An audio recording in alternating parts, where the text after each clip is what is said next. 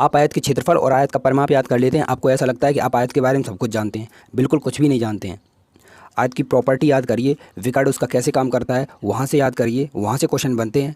आयत का क्षेत्रफल और परिमाप तो क्लास 4th और 5th की चीज़। नमस्कार दोस्तों, स्वागत है आप सबका आपके अपने यूट्यूब चैनल मैथ टॉपर्स अड्डा पर। आज के वीडियो में हम आयत यानी रेक्टेंगल के बारे में सब कुछ जानने वाले हैं।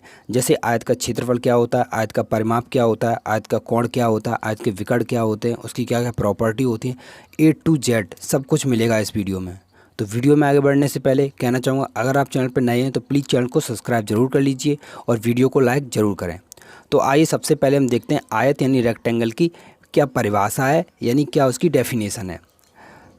चार भुजाओं से घिरी आकृति जिसमें आमने सामने की भुजाएं समांतर और बराबर हों तथा प्रत्येक कोण समकोण हो उसे आयत कहते हैं।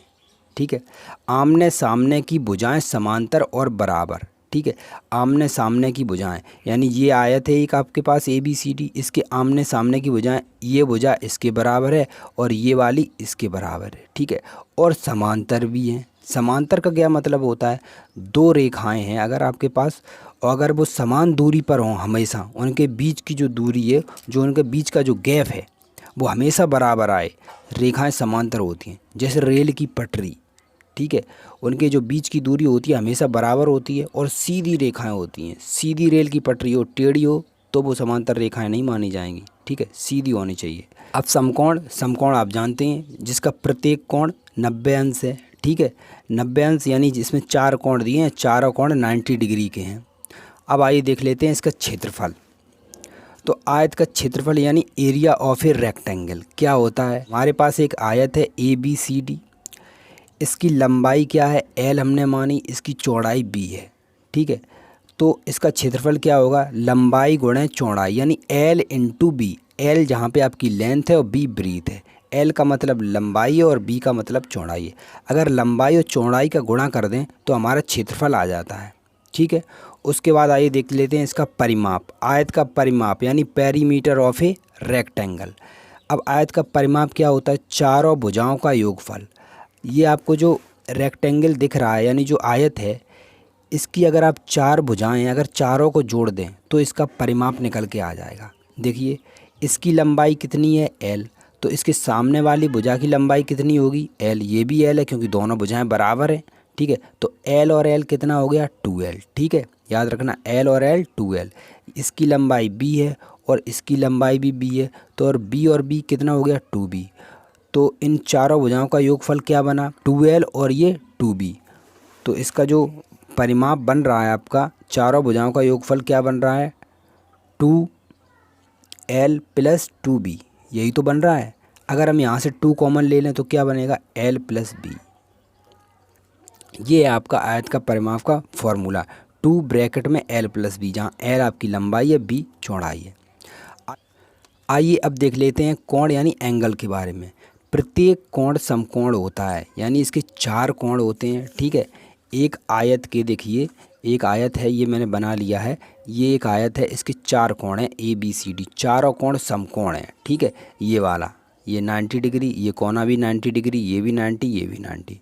तो चारों कोण, तो हम यहाँ पे क्या लिख सकते हैं, हम ये लिख सकते हैं कि एंगल A बराबर एंगल B बराबर एंगल C और बराबर एंगल D बराबर 90। चारों कोण कितने के हैं 90 डिग्री के। अगर हम चारों कोणों के योगफल के बारे में बात करें तो क्या होगा, यानी कि angle A plus angle B plus angle C और प्लस एंगल D, चारों कोणों का योगफल होता है वो आपका होता है 360 डिग्री। आइए अब देख लेते हैं इसके विकर्ण यानी डायगोनल के बारे में। ये सबसे ज़्यादा इम्पोर्टेंट है। तो देखिए इसके दोनों विकर्ण बराबर होते हैं। तो देखिए ये हमारे पास एक आयत है, इसके विकर्ण क्या हैं, ये देखिए यहाँ से इस कोने से ये वाले ये विकर्ण होते हैं। A से लेके C तक ये विकर्ण एक है और B और D ये दूसरा विकर्ण है। तो दोनों विकर्ण कैसे होते हैं बराबर, तो हम क्या लिखेंगे AC बराबर BD, दोनों विकर्ण बराबर हैं, AC बराबर BD। आइए अब देख लेते हैं सेकंड नंबर, दोनों विकर्ण एक दूसरे को समद्विभाजित करते हैं। तो देखिए हमारे पास विकर्ण क्या है, AC है और BD है। अब ये दोनों विकर्ण एक दूसरे को समद्विभाजित का क्या मतलब है?